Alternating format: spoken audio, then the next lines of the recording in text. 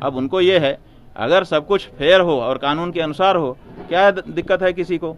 हमने कहा कि भाई क्या दिक्कत है, अगर गिरफ्तार करके ले जाएंगे तो तुम लोगों को क्या बाधा है? उन्होंने कहा हमें कोई बाधा नहीं है, आपको भी हम देख रहे हैं कि कोई बाधा नहीं है, लेकिन वहाँ ले जा करके अगर जहर की सुई लगा दी है आपको, तो ये भी बहुत सारे कहानियाँ आ चुकी हैं कि जेल में ले जा करके गड़बड़ किया जाता है। जब गौ माता का आंदोलन 1966 में चला था तो केंद्र की सरकार ने गौ भक्तों के ऊपर गोली चलाई थी और धर्म सम्राट स्वामी करपात्री जी महाराज और हमारे इसी पीठ के पूर्व आचार्य कृष्ण बोधाश्रम जी महाराज, हमारे गुरु जी महाराज, इन सबको जेल में डाल दिया गया था। वहाँ पर जेल में मारपीट करा दी गई थी, जिसके कारण धर्म सम्राट स्वामी करपात्री जी महाराज की आंख में इतनी बड़ी चोट आई थी कि उनके शरीर छूटने के बाद ही वो पूरी हुई।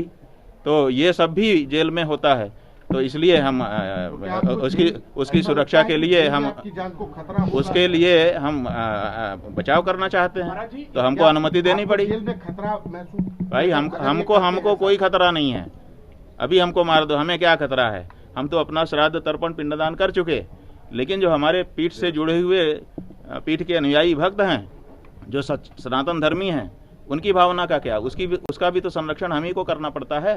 तो उनकी भावनाओं को देखते हुए हमने इसको भी स्वीकार किया है। महाराज जी, एक सवाल ये भी है कि आप तो कह रहे हैं कि जितने भी वो आरोप लगा रहे हैं एक हास्यास्पद है, एक तरीके से उनका आरोप स्वीकार भी नहीं किया जा सकता, लेकिन अभी उन्होंने एक बड़ी बात कही है, डिप्टी सीएम का भी उन्होंने नाम लिया है।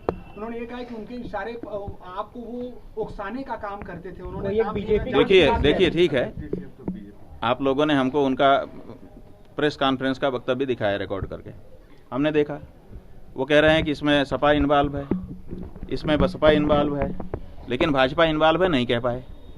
इसका मतलब है कि वो स्वयं भाजपा की तरफ से हैं। अब उनके ऊपर दबाव आया होगा कि भाजपा में भी जरा और साफ कर दो, तब भाजपा में भी इस समय दो भाजपा हो गई है। एक पारंपरिक भाजपा जो हिंदुओं के पक्ष में खड़ी रहती थी, और एक वो भाजपा जो केवल एक जाति विशेष को लेकर के और सबके ऊपर डंडा मार रही है। तो अब वो इसको भी साफ कर रहे हैं अपने वक्तव्य से कि मैं भाजपा में हूं, लेकिन उस भाजपा में हूं जो बुलडोजर भाजपा है, जो कुछ नहीं देखती है, न्याय अन्याय बस चढ़ा देती है। अगर खिलाफ खड़े हुए तो तुम्हारे ऊपर बुलडोजर चढ़ेगा। मैं उस भाजपा का व्यक्ति हूँ, क्या समझते हो मेरे को? तो यही संभवतः उनका कहने का आशय है। डिप्टी सीएम आपका करीब जिसके इशारे पर उन्होंने, अरे भाई आप लोग उनसे पूछते नहीं हो, जब आपके सामने वो वक्तव्य देते हैं तो आपकी गिगी बन जाती है। आप उनसे पूछ लेते कि कौन वाला, क्यों दो डिप्टी सीएम है, कौन वाला महाराज? जी महाराज आप पूछ लेते, लेकिन आपने जी महाराज से पूछा नहीं, अब हमसे पूछ रहे हैं। हम उनके मन की बात कहाँ से जान सकते हैं? महाराज जी, अब कोर्ट में सुनवाई है, कल क्या कहें, कल इसको लेकर? देखिए सुनवाई है तो उसके लिए वकील हैं, वो वहाँ पर हम लोगों का जो पक्ष है, सत्य का पक्ष, न्याय का पक्ष, वो रखेंगे। एक आखिरी सवाल ये है कि जो पीड़ित बच्चे हैं उसमें से एक ने कहा कि काशी के जोशीमठ, तो क्या जोशीमठ काशी में कोई ऐसा है? तो ऐसा है कि बच्चे जो आज तक में जो बयान प्रसारित हुआ है उसी के बारे में आप बोल रहे हैं ना, तो अभी हमको दिखाया गया, तो वो बच्चे बेचारे, पहली बात तो ये है कि जितना सिखाया पढ़ा गया है उतना बोल रहे हैं, उतना ही सिखाया पड़ा, उनको क्या पता कि कौन सी चीज़ कहाँ है, आप लोग तो पकड़ लिए। दूसरी बात ये है कि वो बच्चे वही हैं, ये कौन वेरीफाई करेगा? आज तक ने शपथ पत्र पूर्वक कहाँ घोषणा की कि हम उन्हीं बच्चों को पेश कर रहे हैं? तो एक तो ये बात है, और दूसरी बात ये है कि जो जुवेनाइल बोर्ड है और जो पॉक्सो एक्ट है अपने यहाँ पास है पहले से, वो पॉक्सो एक्ट कहता है कि जो माइनर हैं, नाबालिग हैं, जिनके साथ अत्याचार अनाचार हुआ है, पीड़ित हैं जो, उनकी पहचान को किसी भी दशा में बाहर नहीं किया जाएगा। तो अब सवाल ये है, ना तो उनका नाम बताया जाएगा, ना तो उनकी उम्र बताई जाएगी, ना तो उनका गांव, ना तो उनके परिवार के लोगों का नाम, ये सब नहीं बताया जाएगा। तो अब सवाल ये है कि आज तक को किसने बताया कि ये हैं पीड़ित? किसी ने बताया होगा, और ये प्रोसीडिंग पूरी क्लोज रहती है। या तो न्यायालय को पता होता है, या तो पुलिस को पता होता है, या तो शिकायतकर्ता को पता होता है, या तो बच्चों को पता होता है। ठीक है, 4 हैं इसमें पक्ष। तो अब बताइए, न्यायालय ने बता दिया आज तक को, कि पुलिस ने बता दिया आज तक को कि ये बच्चे हैं, कि शिकायतकर्ता ने बता दिया कि ये बच्चे हैं, कि बच्चे स्वयं वहां पहुंच गए कि आज तक में हम आए हैं? पहले वो कहते थे कि हमको बचाने वाला कोई नहीं है। और अब वो जानते हैं कि आज तक हमको बचा देगा, हम आज तक के पास पहुंच जाएं।